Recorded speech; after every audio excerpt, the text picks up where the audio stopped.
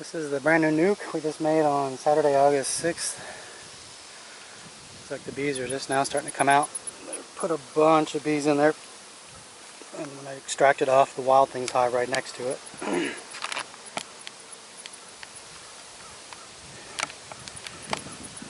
So that hive has produced 2 splits in the last month. That one and the one back there.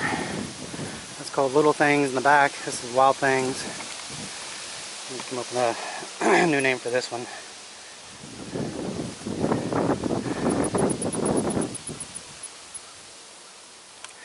So what I did is I pulled this entire hive apart, and when it came out I had an excluder in between the deeps and the honeys.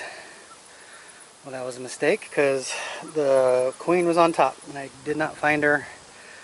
I was really certain she was in the bottom deeps because how many eggs were down there, but in fact she went upward into the honeys and started laying up there for whatever reason. So when I put the queen excluder on, came back today, all the eggs were in the top. Really double inspected the bottoms to make sure she didn't somehow pass through. There was no eggs, it was all honey. All the brood had hatched out, so I put the 2 deeps on and then put the top frame back on. The last 2 blades of the top frame, all of a sudden she popped up.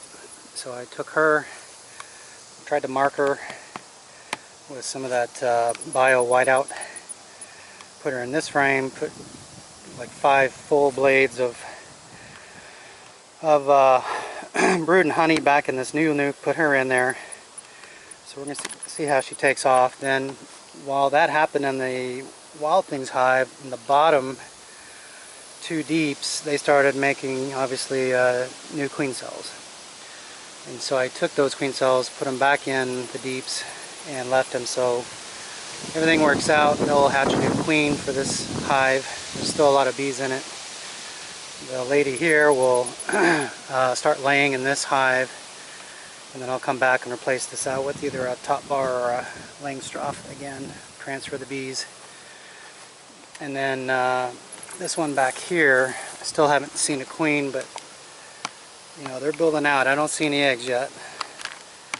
And there's at least 2 queen cells left. Last time there were 9, so I don't know if they queens hatched and they just flew out anyway, but there was only 2 left. They looked like they were tore apart. So I don't know, can't tell what's going on. But you know, the hive's pretty active. They do like that top entrance. I think I'm going to start doing that with these other hives. You see them going in the top quite a bit, and on the bottom they use is like a sun deck and feeding.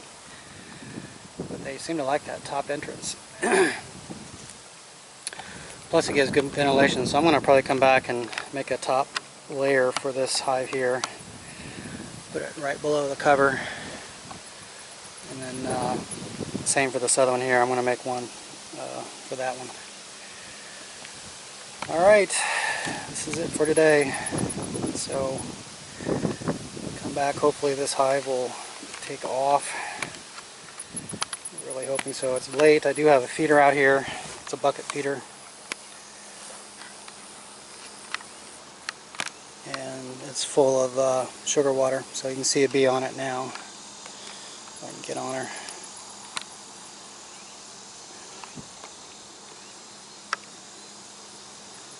What they do is they land those little pockets, and there's little tiny holes in those just below that water line in those pockets.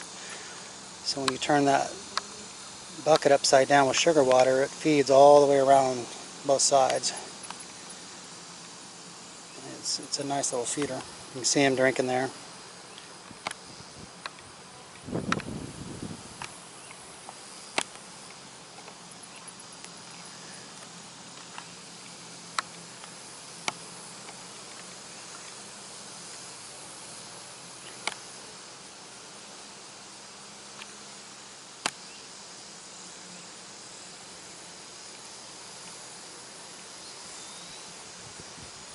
Get her a drink and head back to the hive.